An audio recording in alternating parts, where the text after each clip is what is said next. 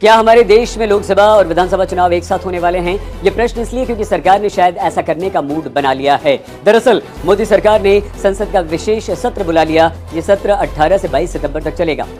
ऐसा कहा जा रहा है, बताया जा रहा है कि इस सत्र में एक देश एक चुनाव यानी कि वन नेशन वन इलेक्शन पर बिल आ सकता है।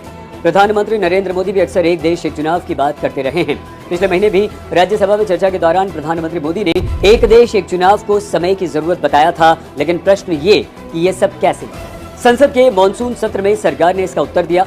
केंद्रीय कानून मंत्री अर्जुन राम मेघवाल ने यह बताया था कि एक साथ चुनाव कराने के लिए संविधान के अनुच्छेद 83, 85, 172, 174 और 356 में संशोधन हमें करना होगा। और इसके लिए 3 विकल्प यानी कि ऑप्शंस हैं। वो 3 विकल्प क्या हैं? पहला, कुछ राज्यों के चुनाव लोकसभा चुनाव के साथ ही होते हैं और कुछ राज्यों में लोकसभा से कुछ महीने पहले चुनाव होते हैं, तो वहीं कुछ राज्यों में लोकसभा चुनाव के कुछ महीनों बाद ही चुनाव होते हैं। ऐसे में कुछ राज्यों में विधानसभा समय से पहले भंग करके कुछ का कार्यकाल बढ़ाकर लोकसभा चुनाव के साथ ही चुनाव कराए जा सकते हैं। ये पहला विकल्प हुआ। अब कैसे हो सकता है चुनाव? मान लीजिए मध्य प्रदेश, छत्तीसगढ़, राजस्थान, मिजोरम और तेलंगाना में अगले कुछ महीनों में विधानसभा के चुनाव होने हैं। ये चुनाव लोकसभा चुनाव से कुछ महीने पहले होने हैं। और बिल्कुल इसी तरह आंध्र प्रदेश, अरुणाचल प्रदेश, हरियाणा, महाराष्ट्र, ओडिशा और सिक्किम में चुनाव लोकसभा चुनाव के कुछ महीनों के बाद होंगे। ऐसे में जिन राज्यों में पहले चुनाव होने हैं उनका कार्यकाल बढ़ाया जाए और जहां बाद में चुनाव होने हैं वहां समय से पहले विधानसभा भंग कर दी जाए और अप्रैल मई में लोकसभा चुनाव के साथ ही यहाँ विधानसभा चुनाव भी करवाए जाएं। ये चुनाव हो सकते हैं। दूसरा विकल्प क्या है?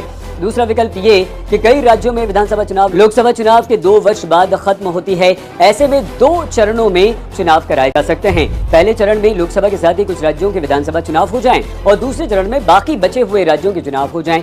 ऐसा होता है तो 5 वर्ष में 2 बार विधानसभा चुनाव होंगे। आखिर ऐसा कैसे हो सकता है?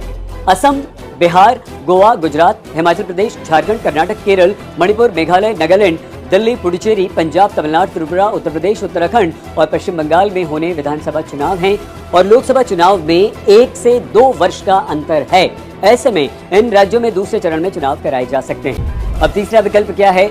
लॉ कमीशन ने अपनी रिपोर्ट में सुझाव दिया था कि अगर एक साथ चुनाव नहीं कराए जा सकते देश भर में तो फिर 1 वर्ष में होने वाले सभी चुनाव साथ में करा लिए जाएं। इससे वर्ष में बार बार होने वाले चुनावों से हम बच सकते हैं। ऐसा कैसे हो सकता है? हमारे देश में हर वर्ष औसतन 5 राज्यों में विधानसभा चुनाव होते हैं और इन सभी राज्यों में विधानसभा का कार्यकाल अलग अलग महीनों में खत्म होता है। इस कारण से साल भर हमारे देश में कहीं ना कहीं चुनाव का माहौल रहता है। तो ऐसे में इन सभी राज्यों में एक साथ चुनाव कराए जा सकते हैं। आइए अब हम आपको बताते हैं कि अगर ऐसा हुआ तो कौन सी परेशानियां हमारे सामने आएंगी। एक साथ चुनाव कराने पर 2 तरह की संवैधानिक परेशानियां आ सकती हैं। पहली तो ये कि चुनाव में किसी एक पार्टी या गठबंधन को बहुमत नहीं मिला तो फिर क्या होगा, और दूसरी समस्या ये कि कार्यकाल पूरा किए बगैर ही सरकार समय से पहले गिर गई तो फिर एक साथ चुनाव करवाने वाली स्थिति बिगड़ जाएगी। लेकिन लॉ कमीशन ने इन दोनों समस्याओं को लेकर सुझाव दे दिए। पहली वाली परेशानी यानी कि बहुमत न मिलने की स्थिति पर यह सुझाव दिया कि चुनाव के बाद राष्ट्रपति या राज्यपाल सबसे बड़ी पार्टी या गठबंधन को सरकार बनाने का न्योता दे दें और अगर फिर भी सरकार नहीं बन पाती तो मध्यावधि चुनाव करा दिए जाएं। लेकिन चुनाव के बाद वो सरकार तब तक के लिए ही बनेगी जितना कार्यकाल उसका बचा होगा। तो ऐसी सरकार का कार्यकाल 5 वर्ष नहीं होगा।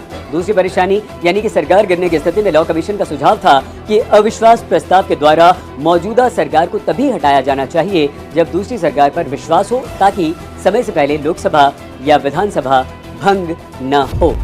एक साथ चुनाव कराए जाने के पीछे सबसे बड़ा तर्क पैसों की बचत का दिया जाता है। कानूनन लोकसभा चुनाव का खर्च केंद्र और विधानसभा चुनाव का खर्च राज्य सरकारें उठाती हैं। अगर किसी राज्य में लोकसभा के साथ साथ विधानसभा चुनाव भी हो तो फिर केंद्र और राज्य दोनों को मिलकर इन चुनावों का खर्च उठाना पड़ेगा या उठाती हैं। भारत एक बार फिर स्पेस साइंस में इतिहास रचने को तैयार है। चंद्रयान 3 की कामयाबी के कुछ ही दिन बाद भारत ने सोलर मिशन यानी आदित्य L1 लॉन्च कर दिया है। ये सूरज का अध्ययन करेगा। अब सवाल ये है कि आखिर आदित्य L1 सूर्य के इतना पास जाकर कैसे बचा रहेगा। बता दें कि आदित्य L1 को हेलो ऑर्बिट में डाला जाएगा जहां पर L1 पॉइंट होता है। हेलो ऑर्बिट में L1 पोजीशन को कैप्चर करना। अगर यहां उसकी गति को नियंत्रित नहीं किया गया तो वो सीधे सूरज की तरफ चलता चला जाएगा और जलकर खत्म हो जाएगा। साइबर सिक्योरिटी रिसर्चर्स ने संदिग्ध ऐप्स का पता लगाया है जो एंड्रॉइड यूजर्स को अपना शिकार बना रहे हैं। इन ऐप्स को गूगल प्ले स्टोर और सैमसंग गैलेक्सी स्टोर दोनों पर स्पॉट किया गया है। रिपोर्ट्स की माने तो टेलीग्राम और सिग्नल ऐप के नाम पर मौजूद ये फेक ऐप्स यूजर्स के फोन में बदबाजार स्पाईवेयर डाल रहे हैं। इस कैंपेन के लिंक्स चीन से जुड़े हुए हैं। सिक्योरिटी रिसर्च ने बताया कि सिग्नल प्लस मैसेंजर और फ्लाईग्राम ऐप्स की मदद से इस स्पाईवेयर को यूजर्स के फोन में इम्प्लांट किया गया है। यूजर के फोन में इंस्टॉल होने के बाद ये कॉल लॉग, SMS, लोकेशन और कई दूसरे डेटा को चुराता है। ये दोनों ही ऐप अभी सैमसंग गैलेक्सी स्टोर पर उपलब्ध हैं। एशिया कप में भारत और पाकिस्तान के बीच पल्ले किले में ब्लॉकबस्टर मुकाबला खेला गया। मैच में कप्तान रोहित शर्मा और विराट कोहली से बड़ी पारी की उम्मीद थी, लेकिन वो इन उम्मीदों पर खरे नहीं उतर पाए। दोनों खिलाड़ियों को तेज गेंदबाज शाहीन आफरीदी ने बोल्ड किया। रोहित ने 11 और कोहली ने सिर्फ 4 रन बनाए। 2021 के T20 वर्ल्ड कप में भी रोहित विराट को शाहीन आफरीदी ने चलता किया था। उस T20 वर्ल्ड कप में पाकिस्तान के खिलाफ विराट कोहली कैच आउट और रोहित शर्मा LBW हुए थे। मुकाबले में श्रेयस अय्यर भी अच्छा प्रदर्शन नहीं कर